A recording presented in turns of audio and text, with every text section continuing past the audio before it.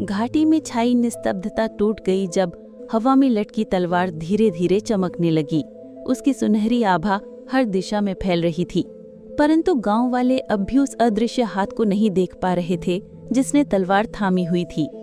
अचानक धरती की दरारों से धुआं उठने लगा।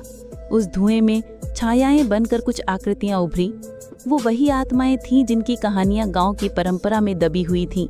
उनका स्वर गूंजा, धारक वही होगा जो हमें मुक्त करेगा, पर उसके लिए उसे अपने भीतर की सबसे गहरी छाया को स्वीकार करना होगा। सत्यकेतु कांप उठा। उसे लगा मानो तलवार उसी की ओर झुक रही है, पर अगले ही क्षण तलवार झटके से घूमी और वृद्धा के सामने आकर ठहर गई। वृद्धा की आंखों में सुनहरी आग और गहरी छाया दोनों जल रही थीं। विक्रमादित्य ने कदम आगे बढ़ाया, पर जैसे ही उसने हाथ बढ़ाया तलवार पीछे हट गई, मानो वो किसी और का इंतजार कर रही हो। गांव वालों की सांसें अटक गईं। ये कैसा खेल है? विक्रमादित्य गरजा। तभी अचानक घाटी के अंधकार को चीरती एक हल्की परछाई प्रकट हुई। उसका चेहरा कोई पहचान नहीं पाया, पर उसकी आंखें उसी सुनहरी अग्नि जैसी थीं जो वृद्धा की आंखों में थी। तलवार धीरे धीरे उसकी ओर बढ़ने लगी। वृद्धा ने कंपकपाते स्वर में कहा, तीसरा रूप आ चुका है। पर इससे पहले कि तलवार उस परछाई के हाथ में पूरी तरह समाती, घाटी फिर से हिल उठी।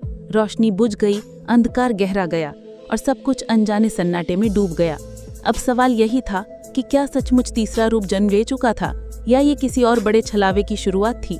अगर आप सभी को भी जानना है कि आगे कहानी में क्या हुआ, तो जुड़िए हमारे चैनल से और हमारी वीडियो की नोटिफिकेशन सबसे पहले पाइए। तब तक के लिए अलविदा। मिलते हैं आपसे अगली वीडियो।